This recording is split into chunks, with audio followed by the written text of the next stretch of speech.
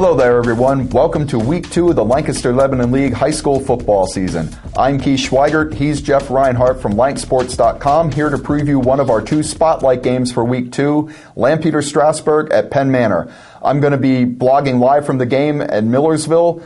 Game time is 7 p.m. I'll be going up about a half hour before that. And Jeff, both these teams come into the game with 1-0 records. How do you see the two teams matching up in this one? Both coming off pretty good openers. Penn Manor's feeling good because they rallied. They were losing in the fourth down at Solanco, came back on 121-13. Kevin Kahn with a big pick late, seals it for the Comets.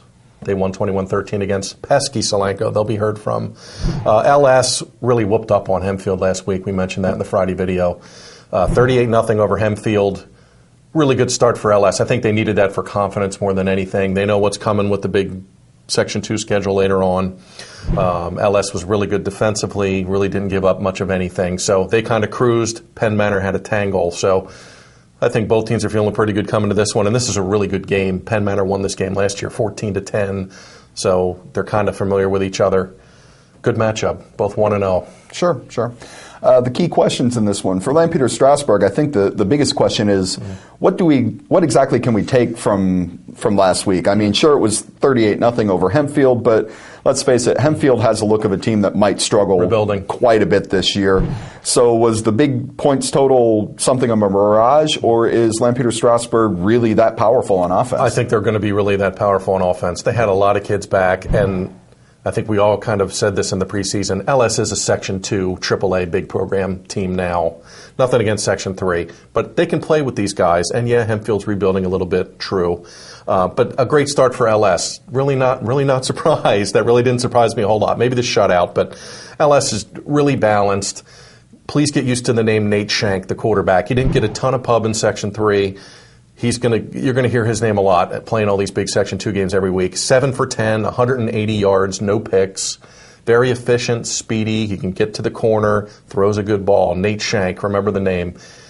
He's the top returning QB efficiency passer in the league coming back this season. He's going to have a good season.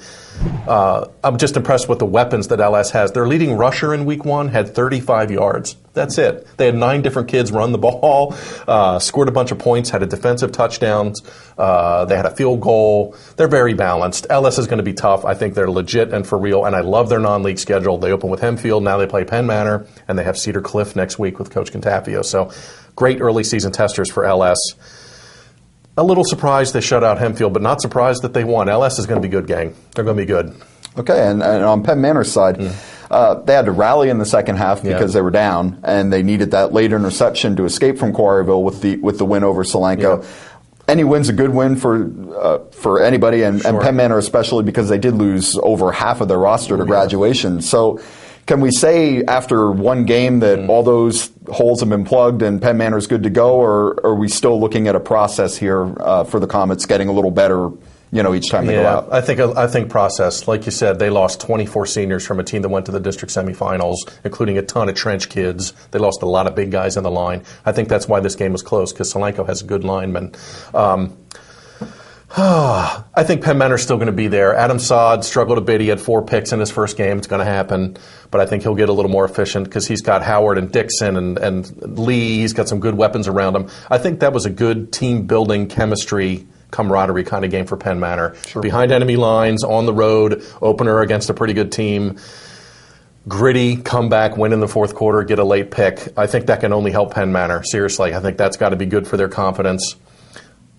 In a month or two, they're probably going to have forgotten all about that Solanco game. They're just going to remember that they won. Sure. We won the game 21-13. So, yes, to answer your question, they have some holes to plug. But when you get wins like that, that can only help with confidence.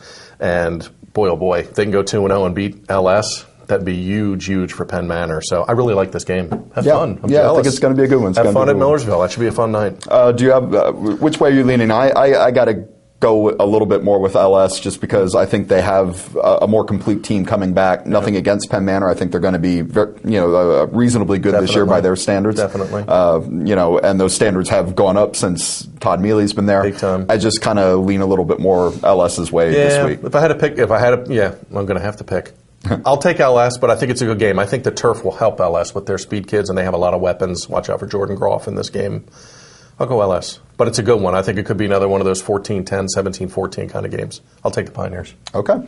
And don't forget, everybody, if you can't make it out to the games on Friday night, be sure to make lanksports.com your destination. In addition to our live blogs from our 2 spotlight games, we'll be updating all the action on the field and bringing you scores from around the league as we get them from our many sources across the league. They'll be going both in our live blogs and across the ticker that runs across the top of our main page. We'll have all the league's final scores up on the site within minutes of the final guns of all the games around District 3. And Jeff and I will be posting a video wrap-up of all of Week 2's results from the Lancaster-Lebanon League. That'll be up late Friday night, so look for that. Thanks again for visiting lanksports.com, and be sure to enjoy the games on Friday.